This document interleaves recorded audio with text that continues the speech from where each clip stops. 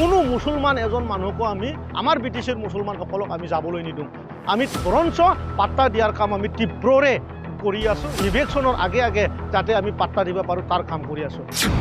BTR ओनसोलाव एबिएमसु आरो बिपिएफआ गिखांनाय थासारि लाबोनाया जोबोर सोंखारिथाव এই বিটিআর অঞ্চলত যেনেকুৱা এটা ভয়ৰ এটা আতংক এটা সৃষ্টি কৰিছে এবিএমসু আৰু বিপিএফে মিলি পেলাই সেইটো খুব নিন্দনীয় मुसलमान समाजखौ राजखान्थि खालामनो थाखाय बिपिएफआ फाव फान्दायबोदों मुसलमाনৰ আধাসংখ্য মানুহে মুছলমানক ভয় খুৱাই পেলাই লোভ দেখাই পেলাই যুগ যুগ ধৰি ৰাজনীতি কৰি আহিছে इभिक्सन खालामनो हाइकर्टआ बिथोनलाइ होनायनि मानसिनि फारिलाइया बै समनि हाग्रामा महिलारि दैदेननाय सोरखारा होनाय बिटिआर ओनसोलनि गोबां गामिफोराव हाइकर्टनिफ्राय इभिक्सन खालामनायनि बिथोनलाइ फैबाय थानायनि सायाव इएम राकेश ब्रह्मनि फिनजाथाय बिटिआर ओनसोलनि गोबां गामिफोराव हाइकर्टनिफ्राय इभिक्सननि बिथोनलाइ फैनायखौ लानानै गोबां गौथुमफोरा हेंथा होनायखौ नुनो मोनबोदों बेबायदि समावनो इभिक्सनखौ लानानै बिटिसिनि मावफुं सोद्रोमा राकेश ब्रह्मआ बिपिएफनि सायाव दाय जाबसिननायखौ नुनो मोनदों लोगोसेनो एबिएमसुनि खायसे दैदेनगिरिफोरा बिपिएफ राजखान्थि दोलोनि एजेन्ट महरैसो खामानि मावबोबाय थादों होननानै राकेश ब्रह्म बिथाङा खौरां बिजोंनि गेजेरजों ओरैबायदि फोरमायो প্ৰথমতেতো এটাই কথা কম এইটো লৈ পেলাই কোনো শংকা হ'বলগীয়া কথা নাই আৰু এই যে মানে এটা এই বিটিআৰ অঞ্চলত যেনেকুৱা এটা ভয়ৰ এটা আতংক এটা সৃষ্টি কৰিছে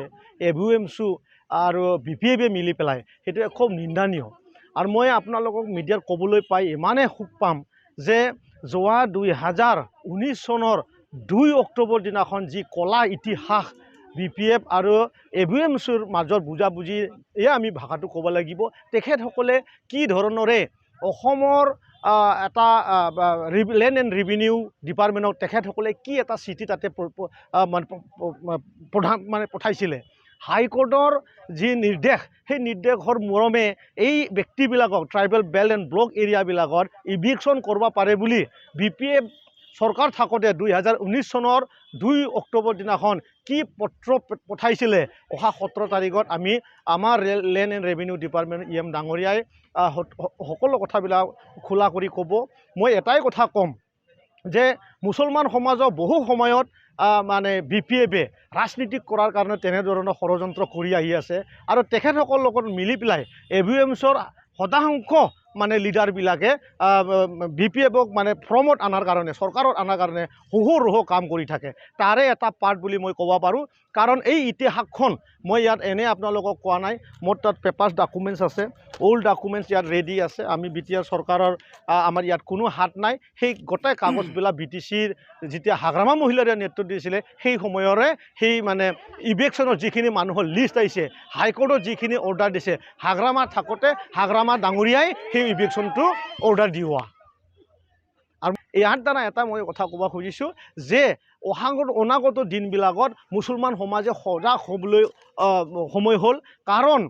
মুছলমানৰ আধাসংখ্য মানুহে মুছলমানক ভয় খুৱাই পেলাই লোভ দেখাই পেলাই যুগ যুগ ধৰি ৰাজনীতি কৰি আহিছে এইবাৰো আমাৰ মই দেখা পাইছোঁ এবিএমছৰ কেইটামান ব্যক্তিবিলাকে কিন্তু এই কামে আৰু কৰিবলৈ গৈছে যদি তেনেকুৱা নাছিলে 2019 চনত তেখেতসকলে বিপিএফ চৰকাৰৰ লগত মিলি কাম কৰি আছিলে সেই সময়ত তেখেতসকলে কিয় মানে এই যে চিঠি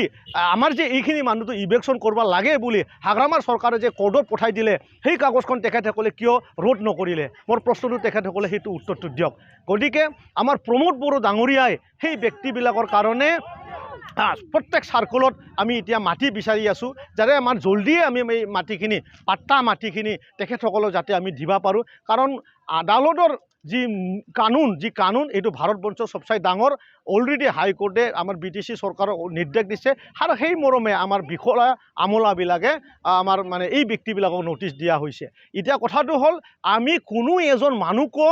বিটিচিৰ পৰা আমি যাবলৈ নিদিওঁ কোনো মুছলমান এজন মানুহকো আমি আমাৰ বিটিচিৰ মুছলমানসকলক আমি যাবলৈ নিদিওঁ আমি বৰঞ্চ পাত্তা দিয়াৰ কাম আমি তীব্ৰৰে কৰি আছোঁ ইভিকশ্যনৰ আগে আগে যাতে আমি পাত্তা দিব পাৰোঁ তাৰ কাম কৰি আছোঁ কিন্তু মই ধিক্কাৰো দিছোঁ সেই লিডাৰবিলাকক যি মুছলমান লিডাৰবিলাকে তেনেধৰণৰ নিজৰে মানুহবিলাকক ৰাজনীতিকৰ মেৰ পেছত পেলাই সঘনে মানে কষ্ট দি আহি আছে মই ধিক্কাৰ দিছোঁ তেখেতসকলক আৰু তেখেতসকলক চিনাক্ত কৰাৰ সময়টো আহিল তেখেতসকলকে উল্টাকে ইভিকশ্যন কৰি পেলাই কিন্তু আমি বিটিআৰৰ পৰা বাহিৰত পঠাব লগা দিনটো আহিল ধন্যবাদ।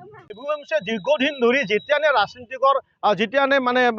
চৰকাৰ গঠন কৰিবলৈ হয় তেতিয়ানে তেখেতসকলে এটা পাৰ্ট মৰ্চা চম্লাই আহি আছে আৰু সেই সময়ত 2019 চনতো তেখেতসকলে BPFৰ হৈ কাম কৰি আছিল। আজিও তেখেতসকলে BPFক আকৌ চৰকাৰ কৰাৰ কাৰণে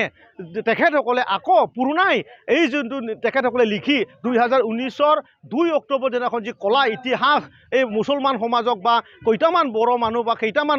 ৰাজবংশী মানুহক এই অঞ্চলৰ পৰা পঠাই দিয়া যি নাটক এটা ৰচিছিল তেখেতসকল অকল সব মিলি পেলাই কৰিছে। আমাৰ ইয়াত BTC চৰকাৰৰ কোনো হাত নাই, আমাৰ এটাই হাত আছে, কোৰ্টে আমাক আদেশ দিছে আৰু কোৰ্টে আদেশ দিয়াৰ কাৰণে আমি তেখেতসকলক মানে নটিচ মানে আমি দিব লগা হৈছে। তাৰপিছত যিখিনি প্ৰক্ৰিয়া আছে আমাৰ BTR প্ৰধান ডাঙৰীয়াই আছে তেখেতক কৈছে যে কোনো মানুহে BTCৰ পৰা যাব নালাগে।